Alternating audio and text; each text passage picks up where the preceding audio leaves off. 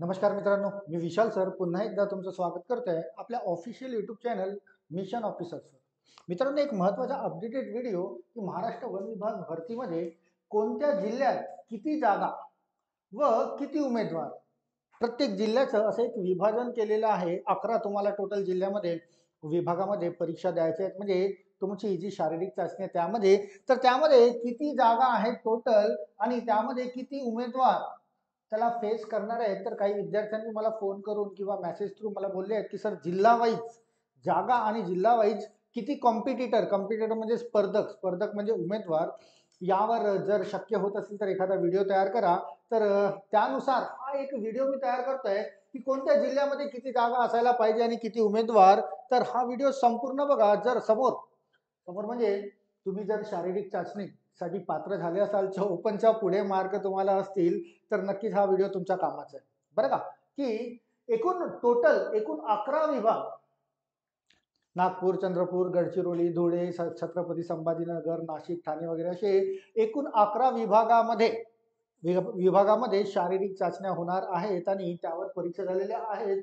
त्यावर तुम्ही मी शारीरिक चाचणीसाठी पात्र झालेले आहेत आणि त्या 11 विभागामध्ये टोटल मिळून एकूण मिळून 2138 जागा आहेत.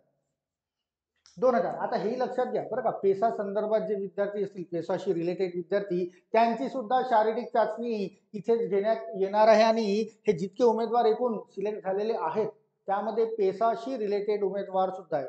हा भाग वेगळा आहे की त्यांचा फायनल रिझल्ट नंतर डिक्लेअर होईल. कदाचित 30 जानेवारीला पुन्हा एक डेट मिळाली आहे. 30 जानेवारीच्या नंतर त्यांच्याशी रिलेटेड जे जे काही शक्यतो निर्णय लागेल तो त्याच्यानंतर लागेल. पण एकूण उमेदवार 2,71,838 जे आहेत, यामध्ये पेसा अंतर्गत जे विद्यार्थी आहेत ते त्यांची सुद्धा समाविष्ट केलेले आहेत. आणि ते सुद्धा एकूण 2,138 या जागांसाठी मी शारीरिक चाचणी देणार आहेत.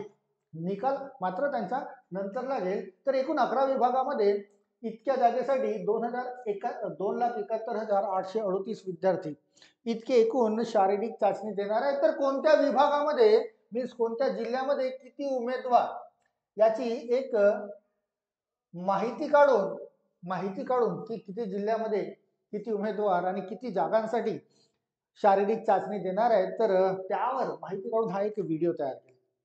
राईट. चला, या कॉलम मध्ये विभागाचे नाव तुम्हाला दिसते आहेत. नागपूर, चंद्रपूर, गडचिरोली आणि सो ऑन 11 विभाग बघायचे आहेत.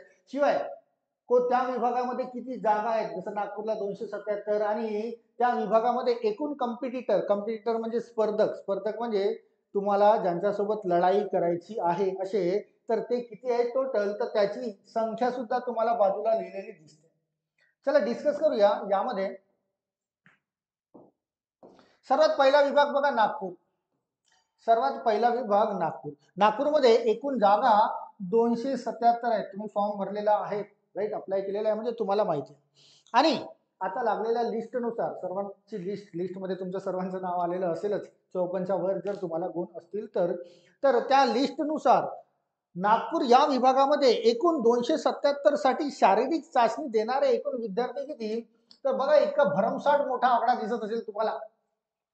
59,336 विद्यार्थी असे आहेत जे या 277 साठी फाईट करणार आहेत, म्हणजे शारीरिक चाचणी देणार आहेत. यापैकी काही विद्यार्थी असे आहेत ज्यांचं ग्राउंड आउट ऑफ आहे किंवा 70 आहे, किंवा काही विद्यार्थी असे आहेत ज्यांचं ग्राउंड कमकुवत आहे. पण जागा किती भरणार आहेत, तर 277. लक्षात घ्या मित्रांनो, 54च्या वर जर तुम्हाला मार्क आलेले आहेत म्हणजे तुम्ही ग्राउंडसाठी पात्र आहेत. आणि समजा तुम्हाला 60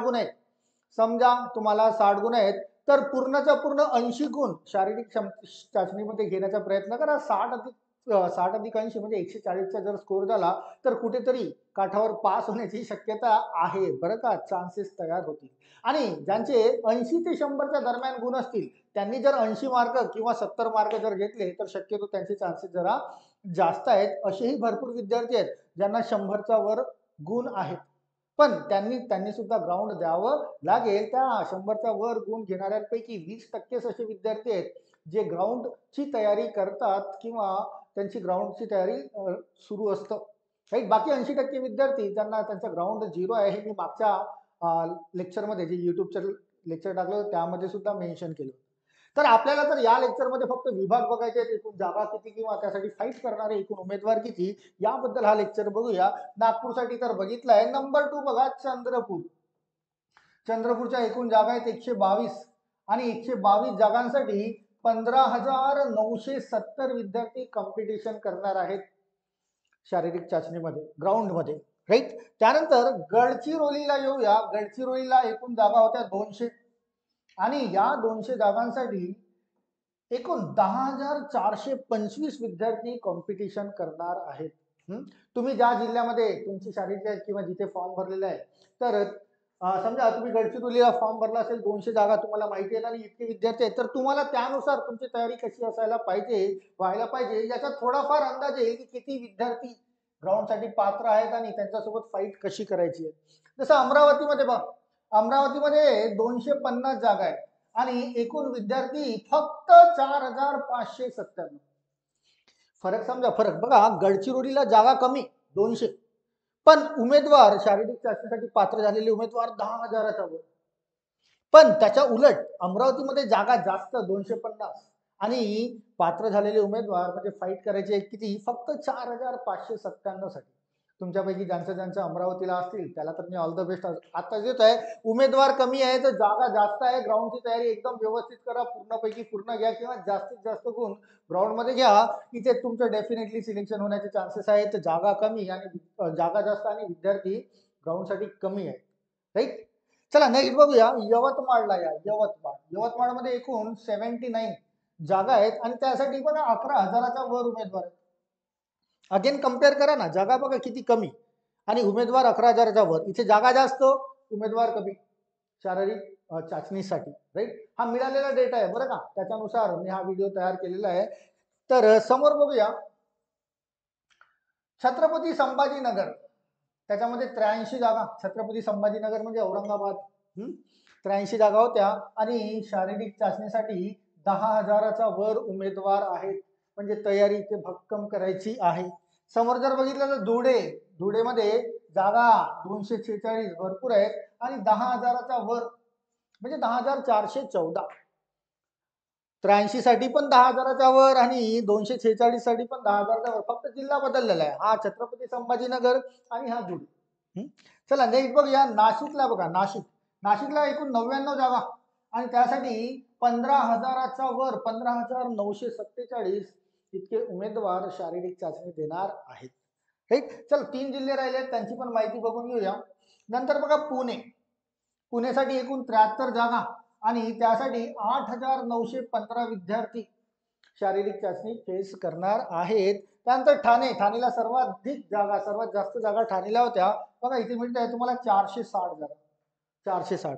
आणि यासाठी विद्यार्थी पण बघा तुम्हाला भरमसाठ दिसतील. 80,000च्या वर, 80,207 इतक्या विद्यार्थ्यांपैकी इतकी जागा भरली जाईल. इथे 8,000 दिसत आहेत. 8च्या 10 पट जागा या ठाणेला आहेत पुण्यापेक्षा. मीन्स 10 पट जास्त विद्यार्थी ग्राउंडसाठी पात्र झालेले आहेत, ज्यांना 54 किंवा त्याच्यावरचे गुण मिळालेले आहेत, राईट. म्हणजे इथे कॉम्पिटिशन जरा हार्ड आहे बरं का. जागा जरी जास्त असल्या तरी विद्यार्थ्यांची संख्या मात्र ती सुद्धा खूप जास्त आहे. नागपूरमध्ये आणि स्पेशली ठाणेमध्ये इथेच कॉम्पिटिशन जरा जास्त आहे. नागपूरमध्ये बघा किती विद्यार्थी होते. नागपूरमध्ये 59,000 विद्यार्थी 277 जागांसाठी होते. म्हणजे सर्वाधिक फॉर्म टाकणाऱ्यांची संख्या जी होती ती नागपूर आणि ठाणेला होती. त्यामुळे 54चा वर्क मार्क मिळवणारे सुद्धा त्या जिल्ह्यामधून जास्तीत जास्त तयार झाले आहेत. तर त्यांच्यामध्ये कॉम्पिटिशन ही मात्र जास्त. तर 460 जागांसाठी 80,000च्या वर विद्यार्थ्यांसोबत स्पर्धा करायची आहे. चला फायनली शेवटचा विभाग बघूया. कोल्हापूर, जिथे 249 जागा होत्या आणि त्यासाठी 44,233 विद्यार्थी हे ग्राउंडसाठी पात्र झालेले आहेत. ग्राउंडसाठी हे जे सर्व दिसतंय ना तुम्हाला, हा आकडा हा कुणाचा आहे, ज्यांना 54 गुण किंवा 45% 54 गुण किंवा त्याचा वर गुण पडलेले आहेत.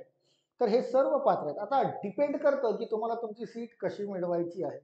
तुम्हाला जर 60 ते 70च्या दरम्यान असतील गुण, 60 ते 70च्या दरम्यान जर गुण असतील किंवा समजा 65 गुण असतील, तर तुम्हाला पूर्ण 80ची तयारी करणे आहे मित्रांनो, करणे आहे.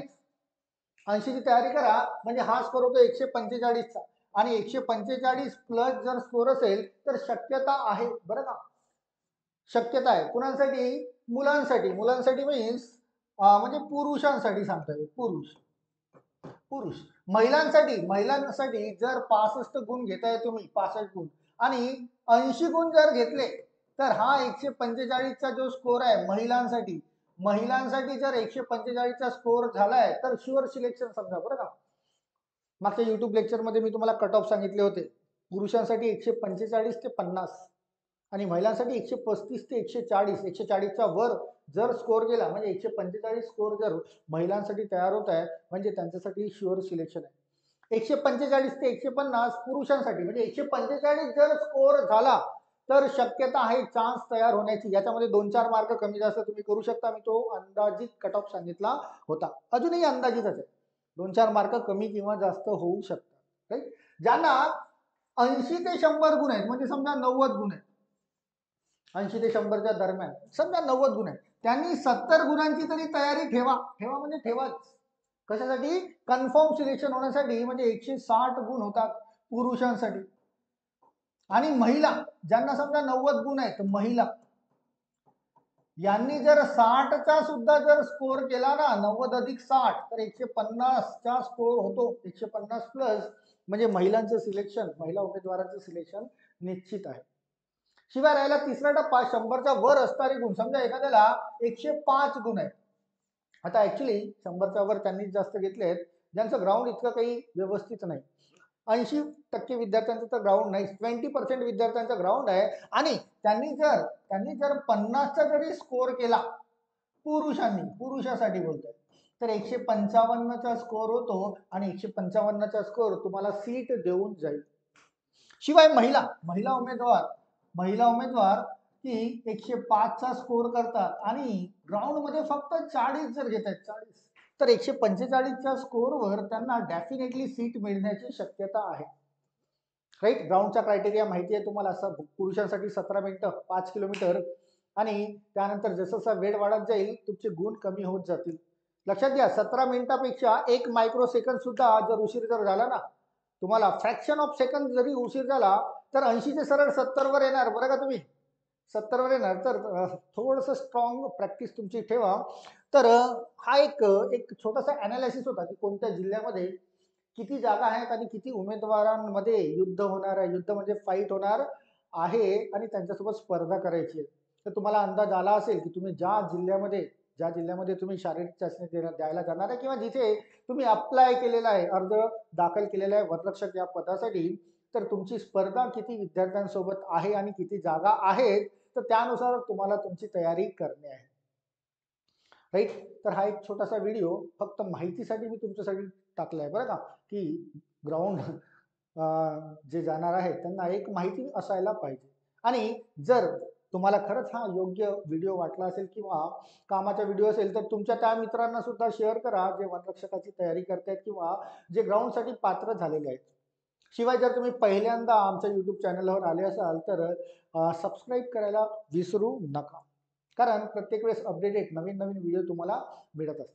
शिवाय तुम्ही जितके विद्यार्थी माझा व्हिडिओ बघत आहात, जितके पण विद्यार्थी, त्या सर्वांचं सिलेक्शन झालंच पाहिजे असं मनापासून मी तुम्हाला शुभेच्छा आतापासून देत आहे बरं का. तुमच्या सर्वांचं सिलेक्शन व्हायलाच पाहिजे. राईट. आणि सर्वांना मनपूर्वक शुभेच्छा आणि ऑल द बेस्ट सर्वांना. राईट. तर तात्पुरता हा व्हिडिओ इथेच थांबवत आहे. पुन्हा नवीन व्हिडिओ घेऊन मी तुमची लवकरच भेट करेन. Till then all of you be happy and keep smiling always. Thank you so much. Thank you.